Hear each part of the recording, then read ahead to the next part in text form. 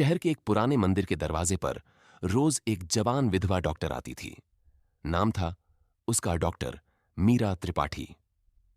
वो पूजा करती और बाहर बैठे एक बूढ़े फकीर को खैरात देकर घर लौट जाती। ये सिलसिला कई दिनों तक चलता रहा, लेकिन एक दिन मौसम बदल गया। बारिश हो रही थी, आसमान पर बादल गरज रहे थे। मीरा ने जैसे ही खैरात देने के लिए हाथ बढ़ाया, फकीर ने पैसे लेने से इनकार कर दिया। उसने मीरा की आंखों में देखते हुए कहा, मुझे खैरात नहीं चाहिए, मुझे तुम चाहिए। मैं तुम्हारे लिए कुछ कर सकता हूं। मीरा एकदम रुक गई।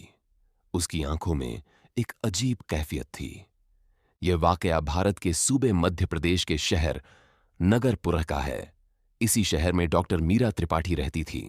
वो दिल की बीमारियों की माहिर थी। मीरा के शौहर आदित्य त्रिपाठी, उनको एक रहस्यमय हादसे में गुजरे 2 साल हो चुके थे।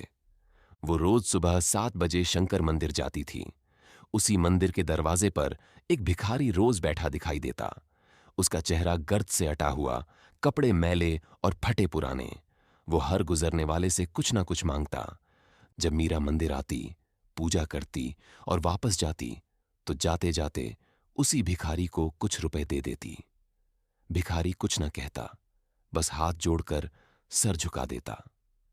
एक दिन जब बारिश हो रही थी, भिखारी ने पहली बार अपनी आवाज निकाली, मैडम जी, आप मुझसे शादी कर लीजिए। मीरा के कदम रुक गए। क्या वह पागल था या यह किसी गहरी बेबसी का इजहार था? अगले दिन भिखारी ने फिर मना किया और कहा, मैडम जी, मैं आपके लिए कुछ कर सकता हूं, सिर्फ एक मौका दीजिए। इस शहर में एक बड़ा नशा फरोश गिरोह काम कर रहा है, मैं आपको उनका पता दे सकता हूं। मीरा हैरान रह गई। उसने अपने पुराने मरीज इंस्पेक्टर अमित राठौर वन से बात की। अगले दिन इंस्पेक्टर ने हैरतअंगेज खबर दी कि छापेमारी में वाकई बड़ा गिरोह पकड़ा गया। मीरा दंग रह गई। एक फकीर को यह सारी जानकारी कैसे हो सकती है? उसके बाद कई दिनों तक फकीर ने मीरा को शहर के मुख्तलिफ इलाकों में हो रहे जुर्मों की खबरें दी, और हर बार वह खबरें बिल्कुल दुरुस्त निकलती थीं। अब एक खामोश रिश्ता बन चुका था। फकीर, जिसने अपना नाम राहुल बताया था, अब मीरा के घर के पिछले हिस्से में रहने लगा। एक दिन राहुल ने कहा, मैडम जी, आपको याद है, आप कहती थीं कि मंदिर की सीढ़ियों पर बैठकर चाय पीने का मजा ही कुछ और होता है। मीरा के हाथ से जैसे जमीन खिसक गई। ये बात तो उन्होंने सिर्फ आदित्य से कही थी। एक रात जब मीरा अस्पताल से वापस आ रही थी, बारिश जोरों की थी। उसकी गाड़ी बंद हो गई। अचानक राहुल वहां पहुंचा, गाड़ी ठीक की और कहा, मैडम जी, इतनी रात को अकेली बाहर ना निकला करें। उस रात मीरा ने राहुल को घर बुलाया। खाने पर राहुल ने कहा, ये खाना, ये जायका मुझे बहुत पुरानी यादें दिला रहा है। मीरा का दिल जोर जोर से धड़कने लगा। कुछ दिनों बाद शहर की मशहूर फार्मा कंपनी के गोदाम में आग लग गई। इंस्पेक्टर अमित ने बताया कि आग में जो कागजात बचे, उनमें एक तस्वीर है, एक आदमी की जो हूबहू आदित्य जैसा लग रहा है। तस्वीर के पीछे लिखा था, आदित्य 2022 फार्मा डील। मीरा का दिल धक से रह गया। क्या यह सच में आदित्य है? क्या वो जिंदा है? अगली सुबह वह राहुल को ढूंढने मंदिर गई, लेकिन वह वहां नहीं था। शाम को जब वह घर लौटी, तो राहुल घर के बाहर बैठा मिला। मीरा ने पूछा, राहुल, तुम इस फार्मा कंपनी को जानते हो?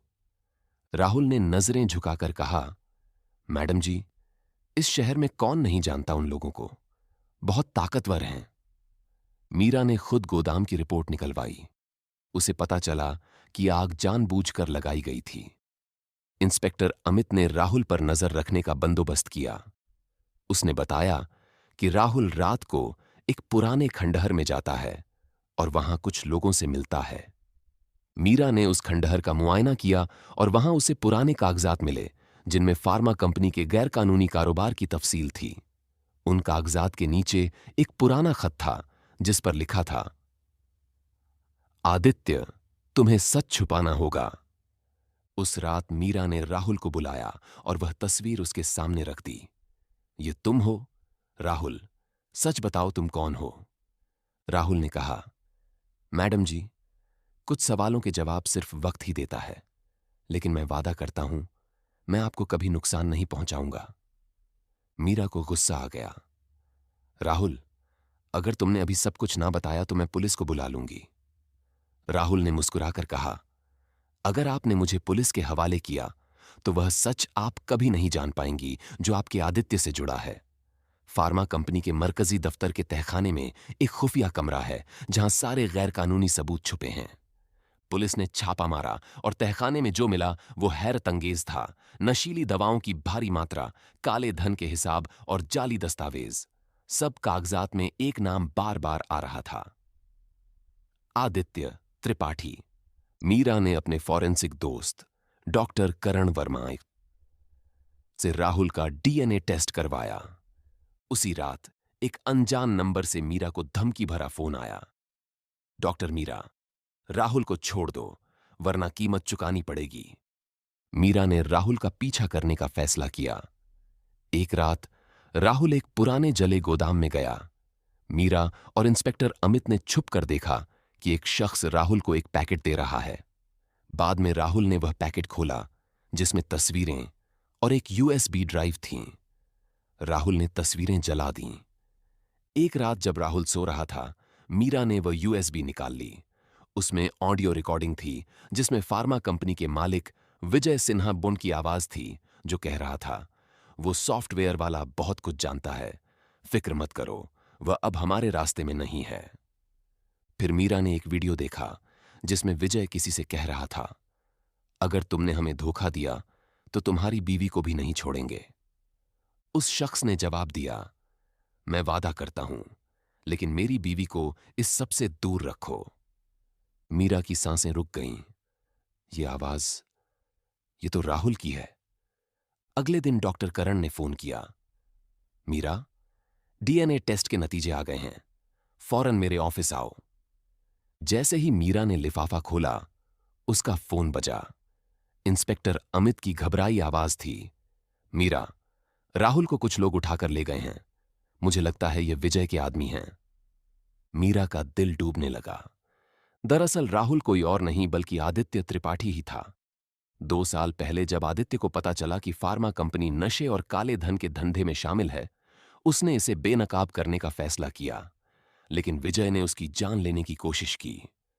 आदित्य बच गया और अपनी मौत का नाटक रचाकर राहुल के रूप में गुमनामी में जा छुपा। वो मंदिर के बाहर इसलिए बैठता था ताकि दूर से मीरा को देख सके। मगर अब विजय को शक हो गया था। उसने राहुल को अगवा कर शहर के बाहर एक सुनसान कारखाने में ले गया। मीरा इंस्पेक्टर अमित के साथ कारखाने पहुंची। अंदर राहुल एक कुर्सी से बंधा था। विजय उसके सामने खड़ा था। तो तू वही सॉफ्टवेयर वाला है ना, आदित्य त्रिपाठी? तभी दरवाजा खुला। अमित पुलिस टीम के साथ अंदर घुस आया। हाथ ऊपर विजय, तुम्हारी चालें अब खत्म हो चुकी हैं।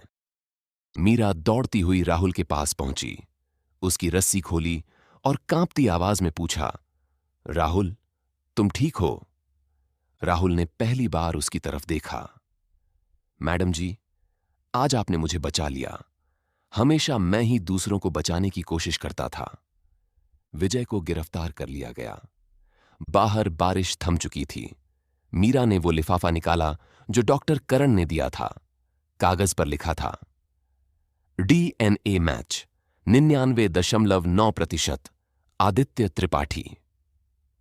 मीरा के हाथ कांपने लगे।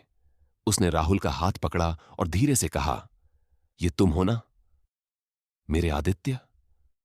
राहुल की आंखें नम हो गईं। मैं कभी गया ही नहीं था। हर रोज मंदिर के बाहर बैठकर तुम्हें देखता था।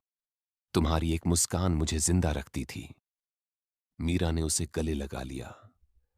बरसों का दुख उस एक लम्हे में बह गया। कुछ हफ्तों बाद मंदिर की सीढ़ियों पर दोनों साथ बैठे थे।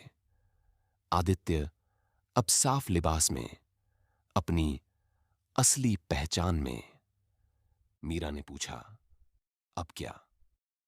आदित्य ने मुस्कुराकर जवाब दिया, अब एक नई शुरुआत, लेकिन इस बार कोई झूठ नहीं, कोई छुपाव नहीं, सिर्फ हम और सच।